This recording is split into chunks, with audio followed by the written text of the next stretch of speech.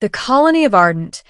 9 was supposed to be humanity's symbol of endurance, a mining outpost clinging to life on the edge of the Orion Arm. To everyone else, it was just a barren rock wrapped in dust storms and silence. But to Daniel Cross, it was home. He worked the oxygen farms by day and cooked at the communal kitchens by night. It wasn't glamorous, but after the war, after everything he'd lost, simplicity was all he wanted. Until the day he found them. It started with a noise. Faint, broken sobs carried through the storm. Daniel was heading back to his quarters when he saw movement near the abandoned supply hangar. The flickering lights caught small shapes huddled against the wall. 3 children. They weren't human. Their skin shimmered faintly under the lights, pale lavender tones with soft bioluminescent veins. Their eyes, large and reflective, darted up at him in fear. He froze. The war had left scars. Humans weren't exactly welcome among alien refugees, and vice versa. But these kids, they looked half dead. Their lips cracked, their limbs trembling. "Hey, easy," Daniel said quietly, kneeling and pulling a ration pack from his coat. "You hungry?" They didn't answer, just stared. The oldest, a boy who couldn't have been more than 12, hesitated before snatching the pack and tearing it open with shaking hands. The younger 2 followed, devouring the contents like they hadn't eaten in days. Daniel swallowed hard. The guilt hit him like gravity. That night, he brought them more bread, soup, and a flask of clean water. They ate in silence, never saying a word. He tried asking where they came from, but they only looked away.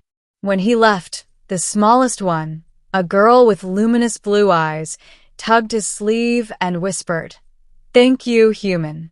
He smiled, though his chest felt tight. Middle, the kindness that spread. Days turned into weeks. Daniel kept feeding them in secret. He taught the eldest boy, Rael, a few human words. The little girl, Ari, started laughing whenever he pretended to burn the stew on purpose. The middle child, Leo, liked to draw shapes in the dust, strange constellations Daniel had never seen. But he noticed things too, the way Rael scanned the sky, every night like he was expecting something. The way Ari flinched whenever the mining drones passed overhead. One evening, as Daniel handed over his last loaf of bread, Rael finally spoke in full words. "You shouldn't help us. You'll get in trouble." Daniel chuckled. "Kid, I've been in trouble most of my life. This is nothing." Rael frowned. "They'll come." "Who will?" He hesitated, eyes glinting in the dark. "Our mother." Daniel blinked, thinking it was just a frightened child's warning. "Then I'll tell her kids are safe." Rael just shook his head. "You don't understand." That night, Daniel couldn't sleep. His dreams were filled with fire, alien ships burning through skies, voices whispering, "She's coming." By the next week, others had noticed the missing rations. Supervisor Cormac pulled Daniel aside. "Cross, we're short on supplies. You seen any thieves around the lower hangars?" Daniel swallowed. "No. Just rats." Cormac grunted. "If you find any, report it. Can't have freeloaders eating our stock." When Daniel went back that night, the kids weren't at the hangar. His heart stopped. He searched the outskirts until dawn, and finally found them by the ridge, staring up at the sky. Ari pointed. "She's close." Above them, distant lights streaked across the stars, not human ships. Their hulls pulsed with an eerie violet glow. Daniel's stomach dropped. "We need to hide. Now." Rael shook his head. "It's too late. The arrival." The next day, the sky over Ardent 9 split open. A colossal ship emerged from orbit, black and silver, shaped like a blade cutting through the void. The colony went into full lockdown. Sirens wailed. Civilians ran for shelter as the alien vessel descended with silent, terrifying grace. The broadcast channels lit up with panic. Unidentified ship detected. Origin unknown. All personnel to defensive positions. Then silence. The alien ship hovered just above the mining fields, not attacking. Instead, a single drop pod detached and landed near the outpost gates. Out stepped a tall, armored figure, a woman. Her presence was like gravity itself. Her armor shimmered in dark hues of violet and chrome, and her eyes glowed the same color as Ares. Daniel's breath caught. He didn't need anyone to tell him who she was. The alien children ran past him, shouting in their tongue. The woman dropped to one knee, wrapping them in her arms. Daniel watched as the cold, unflinching commander, the same woman rumored to have commanded fleets during the border wars, let tears fall silently down her face. Then her gaze lifted and met his. Middle, the weight of gratitude. The soldiers surrounding the colony froze as she walked toward Daniel. The air itself seemed to tremble. 2 human guards raised their weapons, but a single glare from her made them lower them instantly, as if by instinct. Daniel didn't move.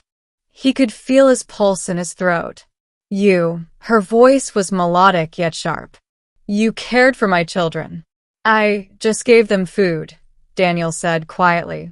Her eyes softened, though only slightly. No one gives without reason. He shrugged. I guess I didn't have one.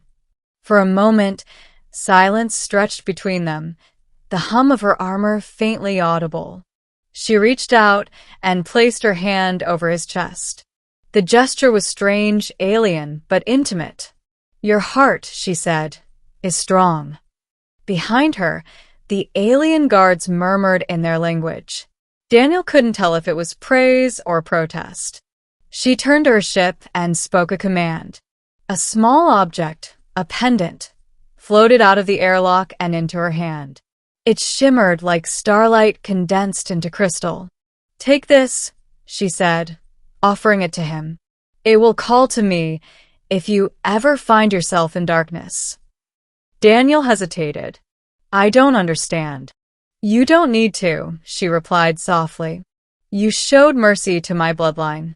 That debt cannot go unpaid. And before he could say another word, she and her children vanished into light, leaving only the wind and the sound of his own heartbeat. Ending, the fire returns. Weeks passed. Life on Ardent 9 returned to its dusty rhythm. The alien ship never returned. The colony's leadership dismissed the event as an isolated contact, though no one dared to question the human who had spoken to the mysterious Empress. Daniel kept the pendant hidden in his quarters. Sometimes it glowed faintly when he touched it, as though remembering him. Then one night, the alarms blared again. A distress beacon from a nearby mining convoy, under attack by pirate vessels. Daniel was among the volunteers rushing to help, but their defenses were weak. Explosions lit the horizon. Their ships were outnumbered 3-1.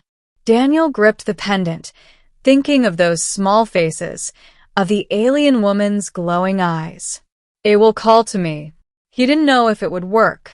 Maybe it was madness. But he whispered, If you can hear me, we need help. The pendant pulsed once. Then again. Moments later, the stars erupted. A massive shadow tore through the void, the same blade-shaped ship from before, descending like a phantom of vengeance. Its cannons lit the dark with silver fire. Within seconds, the pirate fleet was gone, reduced to debris scattered across the black. The human convoy watched in stunned silence as the alien vessel hovered overhead. Then, a single voice came through the comms, smooth, commanding, unmistakable. Daniel Cross. You are not forgotten. He smiled faintly, tears stinging his eyes. Epilogue: The Bond Beyond Species. Years later, When historians spoke of the Alliance of Ardent, they often told the story of the first human who earned the gratitude of the Verithi Empress, one of the most powerful beings in the galaxy. They said it started with a war hero living quietly among dust and storms, who chose to feed 3 starving children instead of turning them away. They said kindness built the first bridge between 2 civilizations once sworn to destroy each other. But Daniel never saw it that way. To him, it was simple. It was just lunch, and it changed the stars forever.